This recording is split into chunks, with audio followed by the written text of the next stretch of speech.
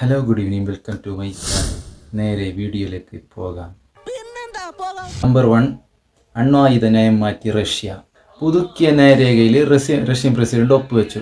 അപ്പോൾ ഇതൊരു ലോകമഹായുദ്ധം ആകുമോ എന്ന ഭീതിയിലാണ് ലോകം.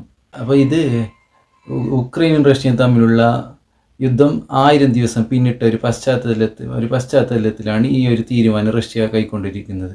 ആണവശക്തിയല്ലാത്ത ഒരു രാജ്യം ആണവശക്തിയായ രാജ്യത്തിൻ്റെ പിന്തുണയോട് കൂടിയിട്ട് റഷ്യക്ക് നേരെ നടത്തുന്ന ഏത് ആക്രമണവും അതൊരു സംയുക്ത ആക്രമണമായി കണക്കാക്കുമെന്നാണ് റഷ്യ പറഞ്ഞത്. ഉക്രൈനും റഷ്യയും തമ്മിലുള്ള യുദ്ധം 1000 ദിവസം പിന്നിട്ട പശ്ചാത്തലത്തിലായിരുന്നു ഈ നിർണായകമായ തീരുമാനം റഷ്യ എടുത്തിരിക്കുന്നത്.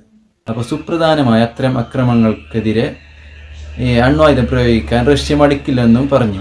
റഷ്യൻ മണ്ണിൽ US നിർമ്മിത ദീർഘദൂര ബാലിസ്റ്റിക് മിസൈൽ പ്രയോഗിക്കാൻ വേണ്ടിയിട്ട് ജോ ബൈഡൻ അനുമതി നൽകിയതിന് പിന്നാലെയാണ് ഈ നയത്തിൽ റഷ്യൻ പ്രസിഡന്റ് ഒപ്പുവെച്ചത്.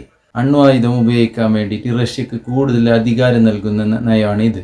അപ്പോൾ നമ്പർ 2, വ്ളാഡിമിർ പുടിൻ്റെ മുന്നറിയിപ്പാണ്. അതിൻ്റെ വിശദീകരണം ഒന്ന് നോക്കാം. ഉക്രൈൻ്റെ നഗരമായ ഡിനിപ്രോക്ക് നേരെ പരീക്ഷണത്തിന് വേണ്ടി ഒരു ഹൈപ്പർസോണിക് അണ്വായുധ മിസൈൽ റഷ്യ തൊടുത്തുവിട്ടു. അപ്പോൾ ഇത് നടന്നുകൊണ്ടിരിക്കുന്ന സംഘർഷത്തെ കൂടുതൽ ബാധിച്ചു. ശബ്ദത്തേക്കാൾ 10 ഇരട്ടി വേഗതയുള്ള വോറഷ്നിക് മിസൈലാണ് ഇത്.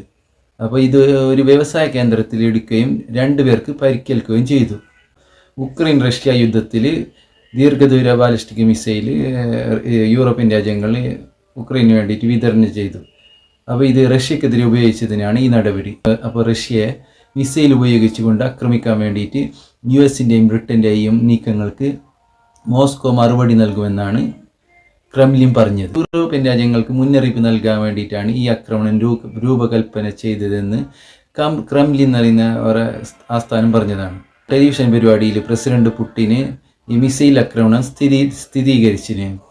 അപ്പോൾ നമ്പർ 3, നാറ്റോയുടെ മുന്നറിയിപ്പ്. അപ്പോൾ അതിൻ്റെ വിശദീകരണം നോക്കാം. അപ്പോൾ നാറ്റോ രാജ്യങ്ങൾ അവരുടെ പൗരന്മാർക്ക് യുദ്ധത്തിൻ്റെ മുന്നറിയിപ്പ് നൽകിന്. ഭക്ഷണവും വെള്ളവും സംഭരിക്കാൻ വേണ്ടിയിട്ട് യൂറോപ്യൻ രാജ്യങ്ങൾ അവരുടെ തന്നെ ആളുകളോട് അവരുടെ പൗരന്മാരോട് ആവശ്യപ്പെട്ടു. റഷ്യയെ ഭയന്നിട്ട് നാറ്റോ രാജ്യങ്ങൾ അവരുടെ പൗരന്മാർക്ക് ലഘുലേഖകൾ വിതരണം ചെയ്തു.